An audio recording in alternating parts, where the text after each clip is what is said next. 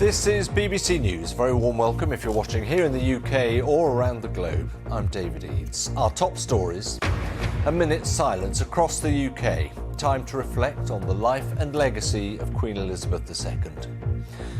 The Queen this spring. One of the last official photographs of Her Majesty is released on the eve of her funeral. President Biden pays his respects at the lying-in state, and he delivered this tribute. Our hearts go out to you, and you were fortunate to have had her for 70 years. We all were. The world's better for her.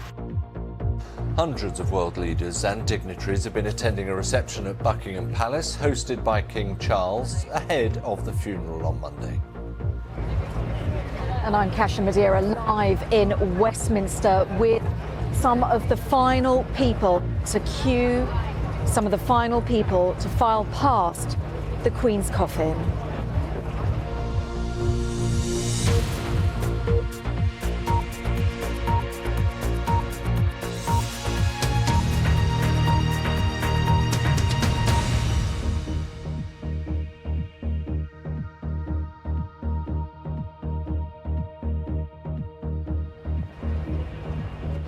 Welcome to Westminster.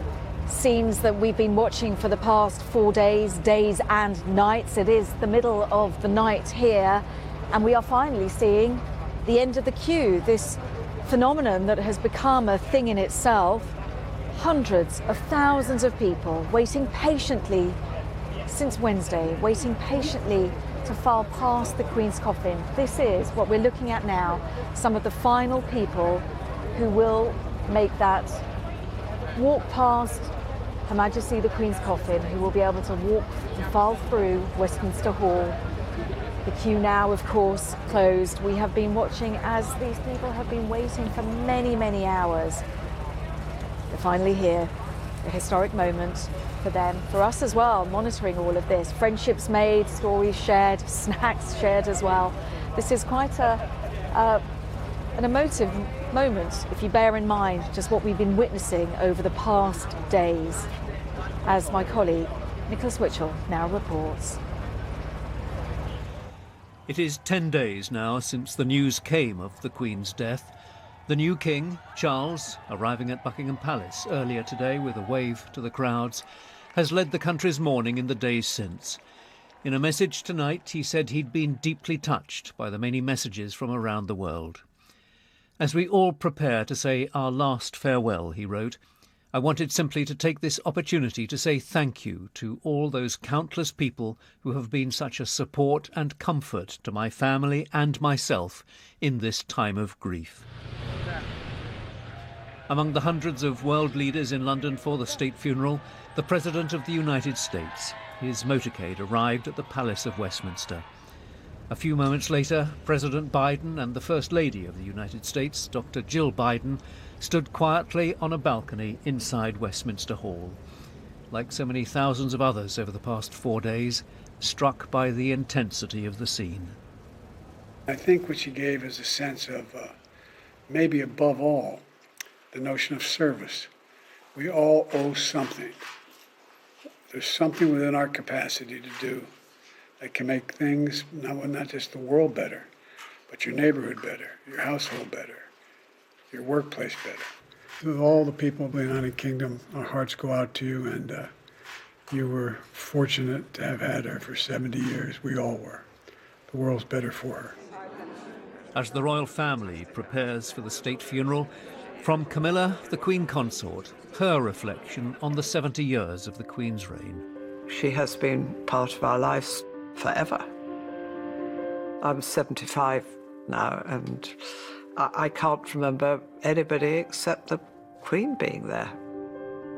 It must have been so difficult for her, being a solitary woman.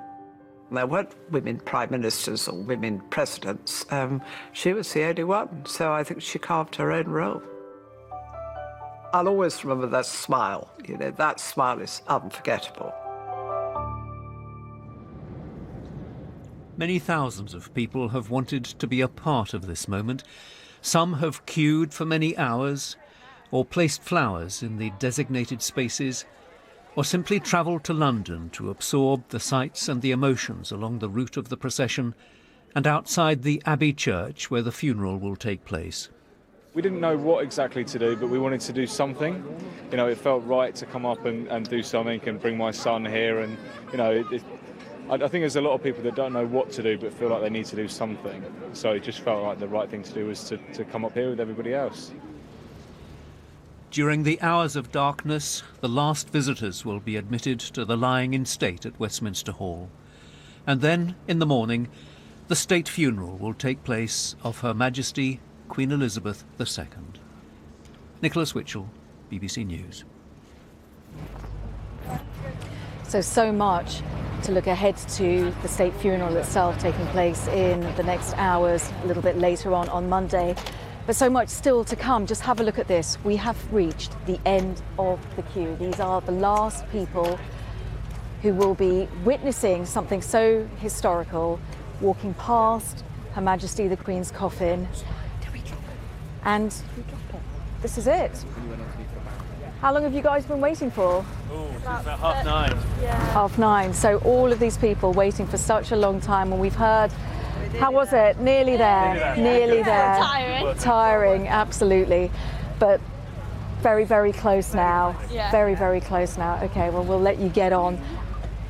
We've been watching for the past 4.5 days how people have just felt compelled to come to share this, to be together, to share stories, to reminisce, to reflect. And, well, this is the final moments of this historic queue in itself. Let's get more now from my colleague Fergal Keane.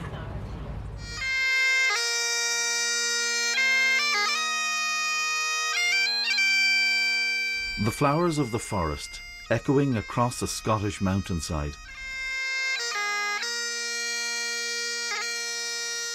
A lament for the fallen, played now in tribute to a queen.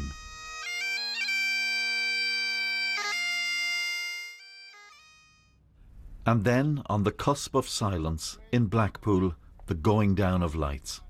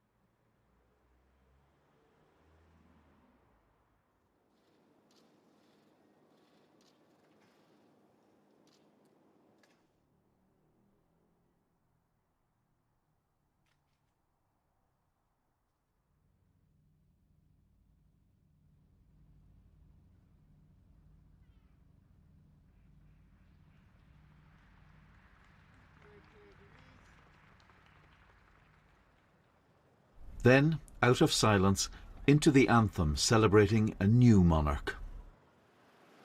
God save the King.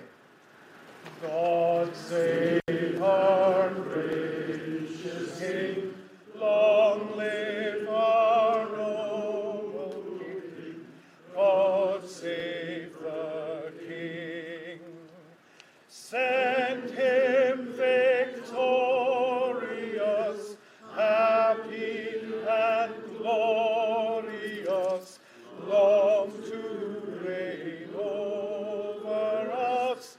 God save the King. Across the land it was a gathering of strangers for whom the Queen was the unifying symbol.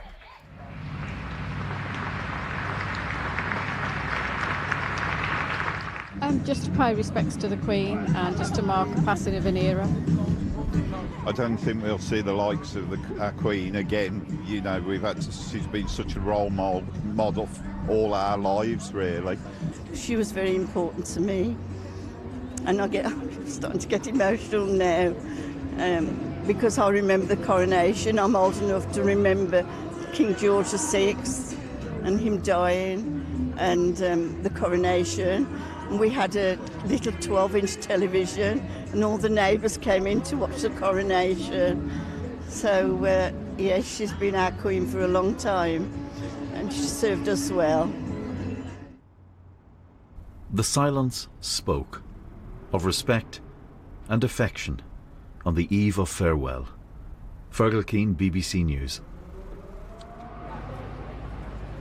So many moments that this country has experienced, and this is something that has become a bit of a phenomenon itself. The queue that has been bringing people here, the queue where friendships have been made, the queue where people have spent hours and hours and hours waiting. This is the end of it now. These are the final moments, and so many different people. This gentleman here has caught our attention with your bowler hat, sir, your ex-Welsh Guards. Just tell us a little bit about why you're here and the hat as well. Well, we've been meaning to come all week, but the opportunity finally arose tonight when we managed to get one of our children into bed and said, let's make a dash for it. We were listening to the news and it seemed like we might be able to make it before the cut-off, and we have just managed to do so. And as we were leaving, my wife said, oh, you ought to put your bowler hat on. I only normally put it on for Remembrance Sunday, but this seemed like an appropriate time to do so. And I'm hoping that the Welsh Guards are going to be providing the guard as we go through. I've received a message from the regiment from the ops officer, who said that he's standing down at 6 a.m. So if we get there just before 6, I'm going to be looking out to see if they'll be there. Oh, that would be amazing. And you've got about just under an hour left. Is that right? Don't you? That's our understanding. You probably know better than us. Well, you are in the... That sounds encouraging. That sounds encouraging. But you felt compelled to be here, of course, given your background, given that you are... Well, it's a wonderful thing to be able to do, and we feel very privileged to be some of the last people to be able to pay our respects. That's extraordinary. Actually, one of the wonderful things was that a week ago I was up in Skye, and we were dancing until 6 o'clock in the morning on the day the Queen died, and so we were possibly some of the last people to sing the national anthem to our Queen, so that was also a very special moment. It's a very special moment. Well, we've held you up now, so we'll let you go on. Thank you so much for speaking to us. And if anybody else who'd like to just share their reflections as to... Everybody's getting very shy at the moment. I guess it's quite an overwhelming moment to be here. Yes, madam. Don't lose your place. Don't lose your place. No worries. Good morning. How are you doing? Good morning. Yes, it's with emotion that I'm here. So over 10 hours queuing, but we manage it. We are almost there to show our respect to our dear Queen, and we are very, very happy and so proud of our Queen, and I'm very happy to be here. I'm very happy to be here. Yes. Thank you very much for sharing. Thank you for everything. Your long wait, and you are Yes. some amongst the last. A beautiful T-shirt. We'll let you get on. So much. Thank you so much. Thank you. So, like I say, just moments where you have what we've been watching for so many days now. You have the last final people who will be filing past Her Majesty's coffin, a historic moment, and then, of course, we have the rest of the preparations to take place ahead of the service itself, which will be taking place at Westminster Abbey. And we know already that so many dignitaries from all over the world have come. But today, right now, this moment is about these people, the end of the queue, the thousands, hundreds of thousands of people who have given up so much of their time and who have, well, making history here in Westminster. David, back to you. Kasia, thank you very much indeed. Of course, a very long day ahead as well.